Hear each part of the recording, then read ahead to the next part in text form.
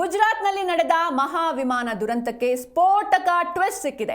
ತನಿಖೆಯ ಪ್ರಾಥಮಿಕ ವರದಿಯಲ್ಲಿ ಬೆಚ್ಚಿ ಬೀಳಿಸುವ ಮಾಹಿತಿ ಬಹಿರಂಗವಾಗಿದೆ. ಗುಜರಾತ್ನಲ್ಲಿ ನಡೆದ ಮಹಾ ವಿಮಾನ ದುರಂತಕ್ಕೆ ಸ್ಫೋಟಕ ಟ್ವಿಸ್ಟ್ ಸಿಕ್ಕಿರುವಂಥದ್ದು. ತನಿಖೆಯ ಪ್ರಾಥಮಿಕ ವರದಿಯಲ್ಲಿ ಬೆಚ್ಚಿ ಬೀಳಿಸುವ ಮಾಹಿತಿ ಲಭ್ಯವಾಗಿದೆ. ಎಂಜಿನ್ಗೆ ಇಂಧನ ಪೂರೈಕೆ ಸ್ಥಗಿತವಾಗಿದ್ದರಿಂದ ಪತನಗೊಂಡಿದೆ ಎನ್ನುವಂತಹ ಮಾಹಿತಿ ಲಭ್ಯವಾಗಿದೆ. ಟೇಕ್ ಆಫ್ ಆದ ಕೆಲವೇ ಸೆಕೆಂಡ್ನಲ್ಲಿ ಇಂಧನ ಸ್ವಿಚ್ಗಳು ಆಫ್ ಆಗಿವೆ.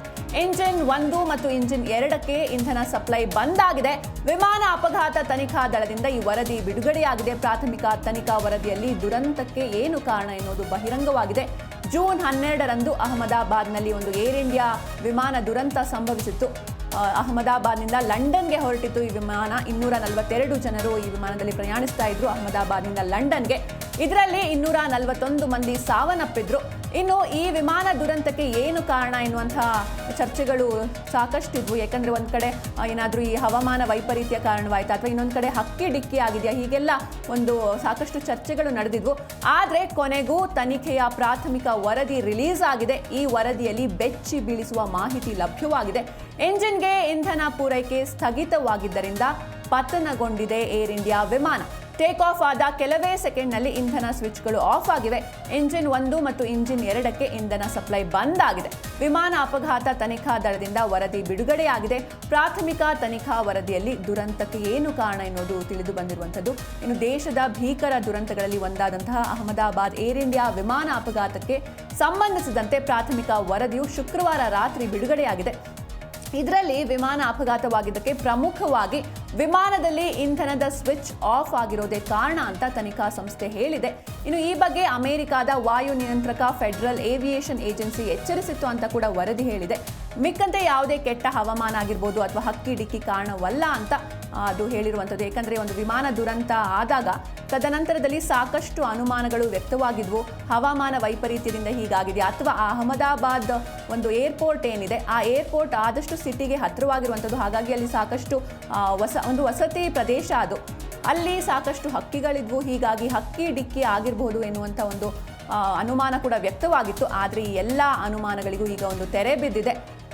ನಿಖರವಾದ ಮಾಹಿತಿ ಲಭ್ಯವಾಗಿದೆ. ತನಿಖೆಯ ಪ್ರಾಥಮಿಕ ವರದಿಯಲ್ಲಿ ಬೆಚ್ಚಿ ಬೀಳಿಸುವ ಮಾಹಿತಿ ಸಿಕ್ಕಿರುವಂಥದ್ದು. ಇಂಜಿನ್ಗೆ ಇಂಧನ ಪೂರೈಕೆ ಆಗಿರಲಿಲ್ಲ, ಪೂರೈಕೆ ಸ್ಥಗಿತವಾಗಿದ್ದರಿಂದ ಈ ಪತನಗೊಂಡಿದೆ ಏರ್ ಇಂಡಿಯಾ ವಿಮಾನ ಅನ್ನೋದು ಬೆಳಕಿಗೆ ಬಂದಿದೆ. ಇನ್ನು ತನಿಖಾ ವರದಿಯ ಮುಖ್ಯಾಂಶಗಳನ್ನು ನೋಡ್ತಾ ಹೋಗೋದಾದ್ರೆ, ಇಂಧನ ತುಂಬುವ ಸಾಧನಗಳು ರನ್ನಿಂದ ಕಟ್ ಆಫ್ಗೆ ಬದಲಾದ ಕಾರಣ ಟೇಕ್ ಆಫ್ ಆದ ಕೆಲವೇ ಸೆಕೆಂಡುಗಳಲ್ಲಿ 2 ಇಂಜಿನ್ಗಳು ತಮ್ಮ ಕಾರ್ಯವನ್ನ ನಿಲ್ಲಿಸಿದ್ವು. ಇನ್ನು ಕಾಕ್ಪಿಟ್ ಆಡಿಯೋದಲ್ಲಿ 2 ಪೈಲಟ್ಗಳ ಮಾತುಕತೆ ಕೇಳಿ ಬಂದಿದೆ. ಒಬ್ರು ಪೈಲಟ್ ಹೇಳ್ತಾರೆ, ನೀವು ಯಾಕೆ ಕಟ್ ಆಫ್ ಮಾಡಿದ್ರಿ ಅಂತ. ಅದಕ್ಕೆ ಇನ್ನೊಬ್ರು ಪೈಲಟ್ ಹೇಳ್ತಾರೆ, ನಾನು ಮಾಡಲಿಲ್ಲ ಅಂತ. ಸೊ ಕ್ಯಾಮ್ ಏರ್ ಟರ್ಬೈನ್ನಿಂದ ವಿದ್ಯುತ್ ನಷ್ಟ ಉಂಟಾಗಿರೋದು ಕೂಡ ಕಂಡು ಬಂದಿದೆ. ಇದು CCTVಯಲ್ಲಿಯೂ ಕೂಡ ಸೆರೆಯಾಗಿದೆ. ಇಂಜಿನ್ಗಳನ್ನು ಪುನಃ ಆನ್ ಮಾಡಲು ಪ್ರಯತ್ನಿಸಿದಾಗ ಇಂಜಿನ್ 1ರಲ್ಲಿ ಭಾಗಶಃ ಚೇತರಿಕೆ ಕಂಡು ಬಂದಿದೆ. ಆದರೆ ಇಂಜಿನ್ 2ರಲ್ಲಿ ಯಾವುದೇ ಚೇತರಿಕೆ ಕಂಡು ಬಂದಿಲ್ಲ. ವಿಮಾನವು ಒಟ್ಟು 32 ಸೆಕೆಂಡುಗಳ ಕಾಲ ಹಾರಾಟ ನಡೆಸಿದ ಬಳಿಕ ರನ್ವೇಯಿಂದ 0.9 ನಾಟಿಕಲ್ ಮೈಲು ದೂರದಲ್ಲಿ ಹಾಸ್ಟೆಲ್ಗೆ ಅಪ್ಪಳಿಸಿದೆ. ವಿಮಾನದ ಟ್ರಸ್ಟ್ ಲಿವರ್ಗಳು ನಿಷ್ಕ್ರಿಯವಾಗಿದ್ವು. ಇದು ಬ್ಲ್ಯಾಕ್ ಬಾಕ್ಸ್ ದತ್ತಾಂಶದಿಂದ ತಿಳಿದು ಬಂದಿದೆ. ವಿಮಾನದಲ್ಲಿ ಬಳಸಿದ್ದ ಇಂಧನದಲ್ಲಿ ಯಾವುದೇ ಮಾಲಿನ್ಯ ಕಂಡು ಬಂದಿಲ್ಲ. ಇನ್ನು ಫ್ಲಾಪ್ ಸೆಟ್ಟಿಂಗ್ ಮತ್ತು ಗೇರ್ ಎರಡೂ ಟೇಕ್ ಆಫ್ ಆಗುವಾಗ ಸೂಕ್ತವಾಗಿ ಕಾರ್ಯನಿರ್ವಹಿಸಿದ್ವು. ಆಕಾಶವು ವಿಮಾನ ಹಾರಾಟಕ್ಕೆ ಸ್ವಚ್ಛಂದವಾಗಿತ್ತು. ಅಲ್ಲಿ ಯಾವುದೇ ರೀತಿಯಾದಂತಹ ಅಡಚಣೆ ಇರಲಿಲ್ಲ, ಯಾವುದೇ ಪಕ್ಷಿಯ ಹಾರಾಟ ಇರಲಿಲ್ಲ. ಜೊತೆಗೆ ಹವಾಮಾನ ವೈಪರೀತ್ಯ ಕೂಡ ಈ ಅವಘಡಕ್ಕೆ ಕಾರಣವಲ್ಲ. 2 ಪೈಲಟ್ಗಳು ಕೂಡ ಆರೋಗ್ಯವಂತರಾಗಿದ್ರು. ಯಾಕಂದ್ರೆ ಈ ಕುರಿತಾಗಿಯೂ ಕೂಡ ಸಾಕಷ್ಟು ಚರ್ಚೆ ಆಗಿದ್ವು. ಅವರು ಡೆಲ್ಲಿಯಿಂದ ಆಗತಾನೆ ಅದು ಅಹಮದಾಬಾದ್ಗೆ ಬಂದಿರುತ್ತೆ ವಿಮಾನ. ಜೊತೆಗೆ 2 ಪೈಲಟ್ ಆರೋಗ್ಯದಲ್ಲಿ ಏನಾದರೂ ಒಂದು ಏರುಪೇರಿತ್ತ, ಜೊತೆಗೆ ನಿದ್ದೆ ಸರಿಯಾಗಿ ಮಾಡಿರಲಿಲ್ವಾ, ಈ ರೀತಿಯಾದಂತಹ ಚರ್ಚೆಗಳು ಕೂಡ ಕೇಳಿ ಬಂದಿದ್ವು. ಈಗ 2 ಪೈಲಟ್ಗಳು ಕೂಡ ಆರೋಗ್ಯವಂತರಾಗಿದ್ರು ಎನ್ನುವಂಥ ಮಾಹಿತಿ ಕೂಡ ಲಭ್ಯವಾಗಿದೆ. ವಿಮಾನ ಹಾರಾಟದಲ್ಲಿ ಸೂಕ್ತವಾದ ತರಬೇತಿಯನ್ನು ಕೂಡ ಪಡೆದಿದ್ರು. ಇನ್ನು ವಿಧ್ವಂಸಕ ಕೃತ್ಯದ ಬಗ್ಗೆ ಸದ್ಯಕ್ಕೆ ಯಾವುದೇ ಪುರಾವೆಗಳು ಕೂಡ ಕಂಡು ಬಂದಿಲ್ಲ. ಆದರೆ ಇಂಧನ ಸ್ವಿಚ್ ದೋಷದ ಬಗ್ಗೆ FAA ಈ ಮೊದಲೇ ಸಲಹೆಯನ್ನು ಕೂಡ ನೀಡಿತ್ತು. ಅಲ್ಲದೆ ಏರ್ ಇಂಡಿಯಾ ವಿಮಾನದ ತಪಾಸಣೆಯನ್ನ ನಡೆಸಿರಲಿಲ್ಲ. ವಿಮಾನ ನಿರ್ದಿಷ್ಟ ತೂಕ ಮತ್ತು ಸಮತೋಲನ ಮಿತಿಯೊಳಗೆ ಇತ್ತು. ವಿಮಾನದಲ್ಲಿ ಯಾವುದೇ ಅಪಾಯಕಾರಿ ಸರಕುಗಳು ಕೂಡ ಇರಲಿಲ್ಲ. ಸೊ ಹೀಗಾಗಿ ತನಿಖೆಯ ನಂತರ ಒಂದು ಬೆಚ್ಚಿ ಬೀಳಿಸುವ ಮಾಹಿತಿ ಲಭ್ಯವಾಗಿದೆ. ವಿಮಾನ ಅಪಘಾತಕ್ಕೆ ಕಾರಣ ಇಂಜಿನ್ಗೆ ಇಂಧನ ಪೂರೈಕೆ ಸ್ಥಗಿತಗೊಂಡಿರೋದೇ ಈ ಪತನಕ್ಕೆ ಕಾರಣ ಅನ್ನೋದು ಬೆಳಕಿಗೆ ಬಂದಿದೆ. ಇನ್ನು ಟೇಕ್ ಆಫ್ ಆದ ಕೆಲವೇ ಸೆಕೆಂಡ್ನಲ್ಲಿ ಇಂಧನ ಸ್ವಿಚ್ಗಳು ಆಫ್ ಆಗಿವೆ. ಇಂಜಿನ್ 1 ಹಾಗೂ ಇಂಜಿನ್ 2ಕ್ಕೆ ಇಂಧನ ಸಪ್ಲೈ ಬಂದ್ ಆಗಿದೆ. ಸೊ ವಿಮಾನ ಅಪಘಾತ ತನಿಖಾ ದಳದಿಂದ ಈ ವರದಿ ಬಿಡುಗಡೆಯಾಗಿರುವಂಥದ್ದು. ಜೊತೆಗೆ 241 ಜನ ಪ್ರಾಣ ಬಿಟ್ಟಿದ್ರು.